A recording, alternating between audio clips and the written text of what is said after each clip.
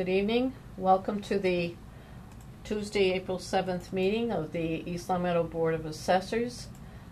We know that LCAT is recording this meeting, and it does not appear that anyone else is recording the meeting. We are taping it for the purposes of our minutes. Let's see. The first item on the agenda, Mr. Johnson, is to review the minutes from the meeting of March 17th. Madam Chairman, I have reviewed the minutes from March 17th and find them in order, and I move that they be approved. Second that.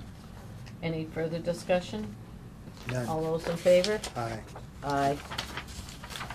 Okay, we have on our agenda on item number 2 to review and sign the following excise commitments. There's a commitment for 2015 that is a revised motor vehicle excise commitment to correct language from boat excise to motor vehicle, and a 2015 motor vehicle excise commitment number 2 in the amount of $228,578.41, which will be sent on to the collector for collection.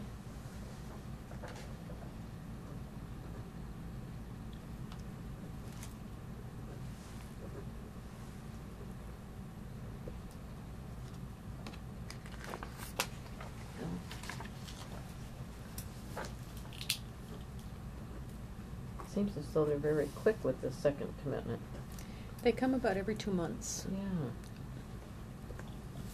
Yeah. Yeah, a lot of activity with the cars in town.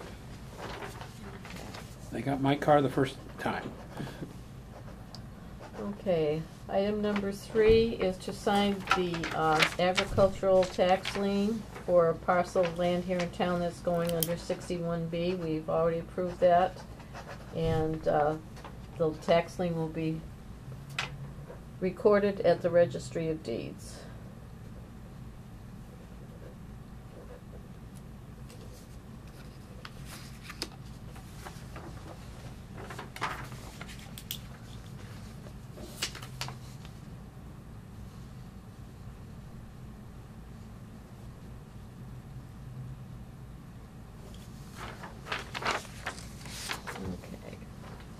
We have here a notice for the collection of the supplemental real estate taxes along with the Community Preservation Act 1%, and notice to the accountant.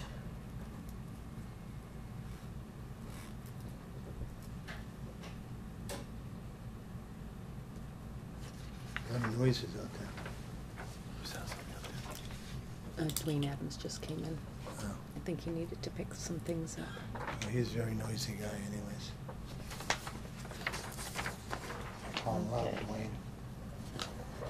And we have a month's end report which goes to the accountant for motor vehicle excise abatements that total $8,035.14.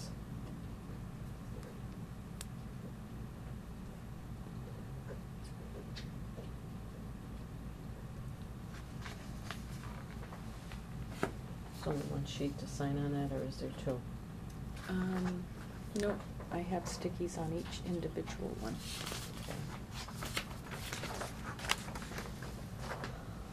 Next item to be signed is real estate abatements issued last month to the amount of $7,928.50.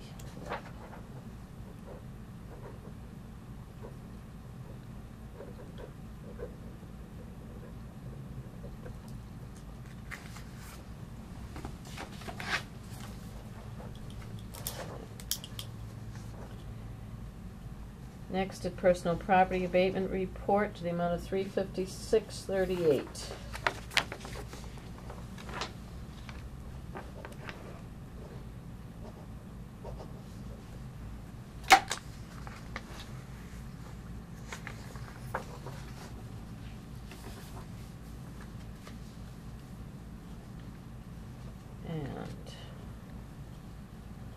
The last one is also real estate abatements to the total of $1,889.26.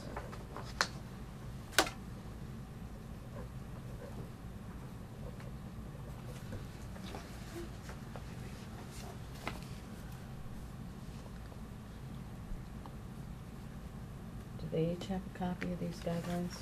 No, Just one for each. It's on the year? computer. No, it is on the computer. I certainly can provide, that's the draft. It was just, the board had said after they voted to adopt it, they would sign off on it. Yeah. No, this was an agenda item last meeting. Yes, I know. The item number 5 is for our signature, the income and expense penalty guidelines that we adopted on March 17th. So this will be part of our records, and it'll be a guideline for future boards in dealing with the penalties for non-compliance on the filing of these. Oh, a lot of stuff to I sign tonight. know, yeah. We get any more I&Es in We have been getting them in. compared to other years? Any comparison yet? No comparison as of yet. They have until May 15th to get them in, so it's kind of hard to judge Yep. too early in the year, too early in the time. Get back to us on that, please. Item number 6. These are items that were discovered by the auditor, and they are for uncollectible taxes for personal property. They are fiscal 2005 for $15.38. Fiscal 2000 for $3,625.48, and fiscal 2001 uncollectible the amount of $3,736.61. So There was another one in there too. these are all businesses that have moved out of town, unable to locate. There was a 1999. That's been tabled. Yes, but Oh, deleted? that's a tentative, yeah. Oh, the others are said tentative too, okay. I just received them, except for the 1999. I didn't receive an email on that. Obviously. I guess when you're chairman, you get all that This extra is the info. 2005. Just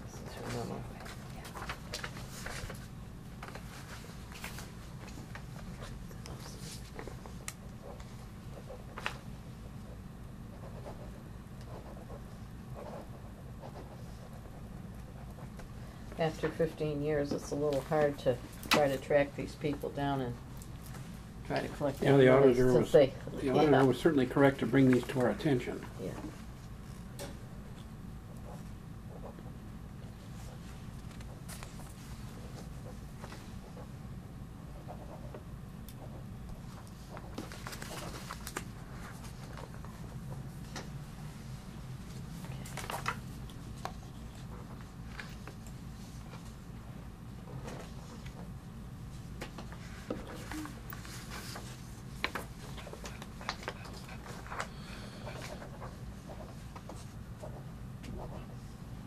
Okay. The next item on the agenda, if you remember at our last meeting, we had a letter requesting the status of our overlay surplus. The overlay is an account that is appropriated every year to cover exemptions, for instance, the blind, the elderly, the veterans, and also any real estate tax abatements or personal property abatements. So we do have some overlay. I think we all have the worksheet that Diane has prepared for us. From 1999 through 2005, you'll notice there's a line drawn below that. So in order to accommodate two of the abatements that we have just issued on uncollectible, my suggestion, you'll see at the very last column, because we do have some liability for 2004 and 2005.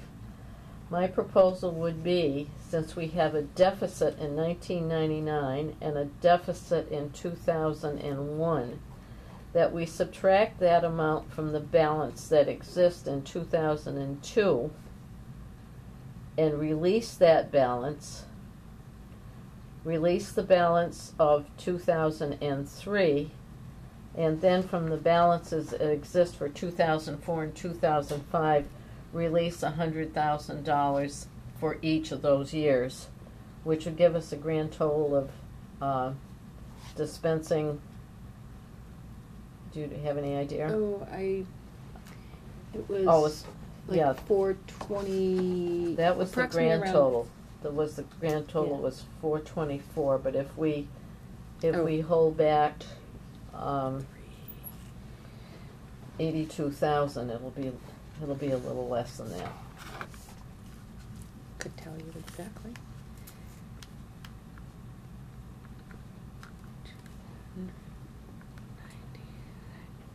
So, if I'm understanding, you're going to release all of it with the knowledge that those two deficit accounts, the money from that would go to those? What we would do is reduce 2002 by the deficit amounts and then transfer that money out because we have no outstanding liability. We don't have any appellate tax board cases in 2002. Do you want an actual number, or do you want a rounded number? You can just round it for now. So you'd have 100,000, 200,000 plus 45, 186. It'd be approximately 335,000. So we could release 335,000 to help with this year's budgeting for fiscal 16. How do you gentlemen feel about it? Yeah, the stuff before 2004 we should release, and we still have some live cases at the state level Yeah, for the utilities for 2004 and 2005, so we have to keep some, but we Yeah. can release most of it. yeah. Marty? That's fine, sure. Okay. So do you want an official letter from, Oh, yeah, it has to go, an official letter from the board by year stipulating that the deficits will be balanced by minusing it from Okay. 2002 and then releasing all of 2003 and then 2004 and 2005 releasing $100,000 for each of those years because I'm really concerned about that Sprint case. and do you want this to go to the town accountant, the selectmen, or? Do the town accountant with a copy to the Finance Appropriations Committee. Okay. And Sprint is for 2004 through 2009, correct? Correct, that's why we're not doing Okay. anything. So I make sure it at- wasn't an and in there, okay. Yeah, yeah, it's for every single one of those Yeah, years. okay. I was just speaking to the clerk who deals specifically with the telecom cases at the ATB, and she said she's anticipating that case to be coming up very soon. Yeah, Sprint? Yes. yeah. Right now they're dealing with the MCI cases and they've consolidated all the cases. That's what I've heard from colleagues anyway. Mhm. So, okay, so that takes care of that issue. One more thing for you to do, Diane. Okey-doke, I can do that. Okay, the next item on the agenda is the MAAO Summer Conference. And I believe that's the description of the conference and the educational seminars that are being held in there. I do plan on attending.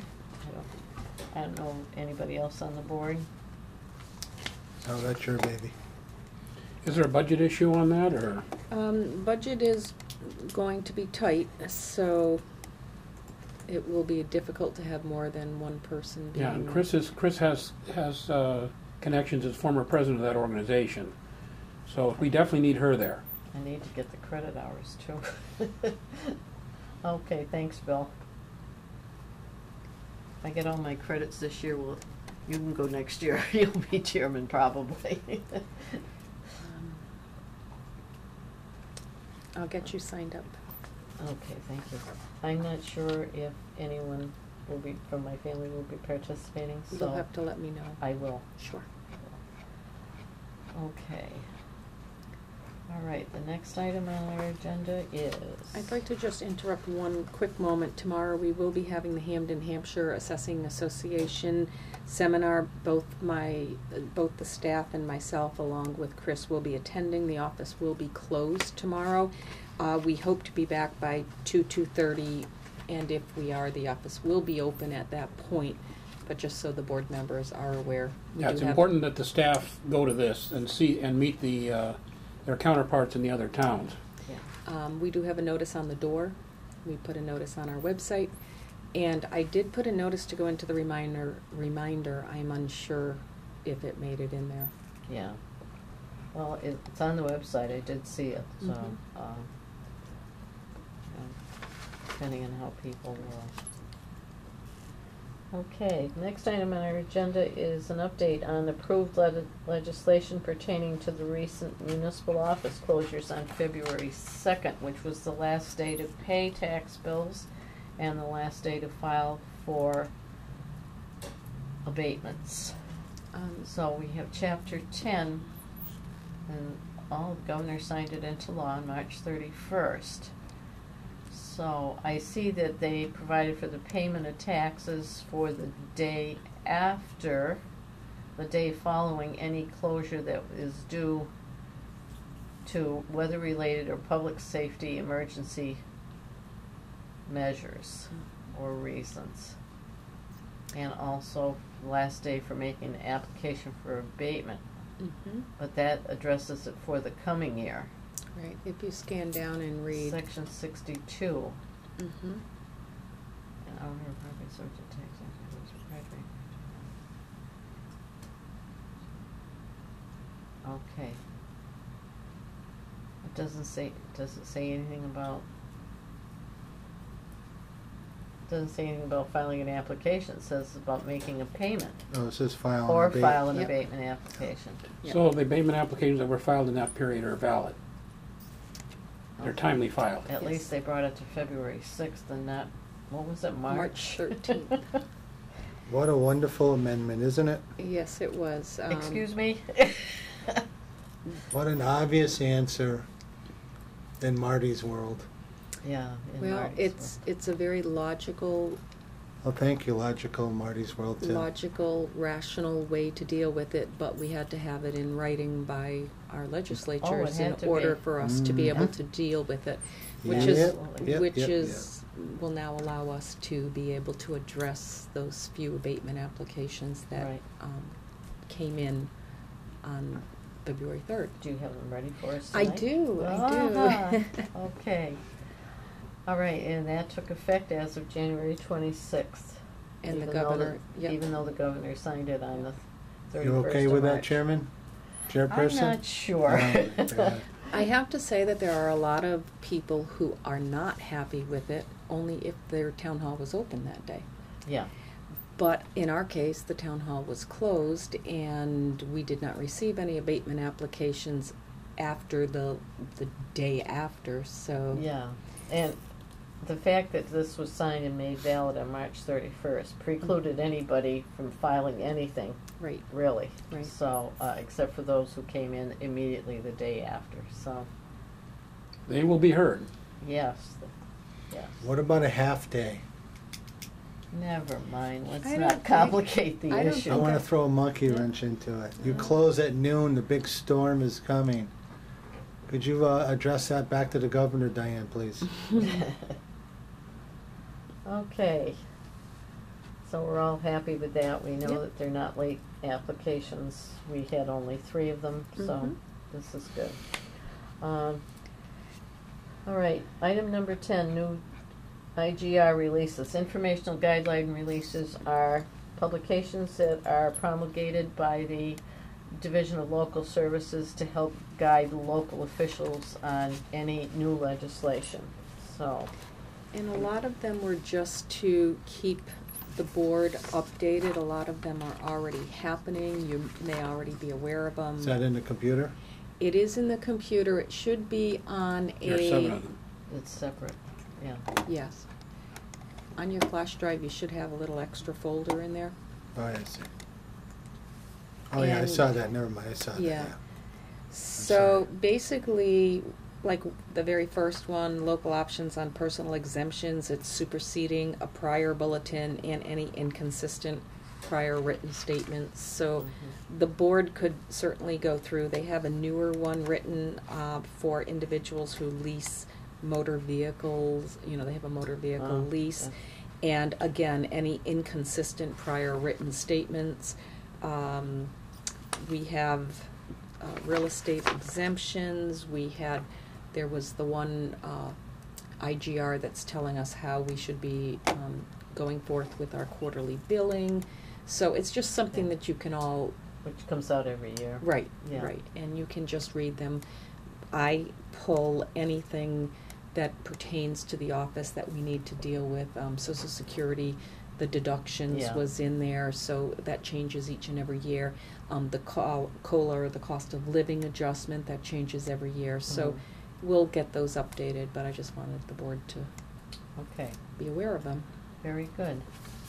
So the next item on our agenda is the response on 40 Waterman Avenue from Town Council's, basically as a result of the Board of Selectmen's inquiry on Mr. Geraci's behalf. Town Council looked over our records and he determined an opinion that the Geraci's failure to file for abatements with the Board of Assessors for fiscal years 2004 and 2008 inclusive, and their failure to appeal the abatements given them for fiscal year 2009 to the Appellate Tax Board has deprived the Board of Assessors and the town of the ability to legally grant any further relief from the taxes assessed for the fiscal years 2004 through 2009 inclusive. So I would say that Town Council validated what was done by this office, and I'm thankful that we got a copy of that letter. Okay. And now I will propose, we have invitations, we have correspondence. There are a couple people in the school department who are retiring, and we have been given invitations. If any board member would like to attend, you certainly can either fill it in yourself, or I could get you another copy of this. Okay. All right, so noted. And we have a notice from the planning board. Oh.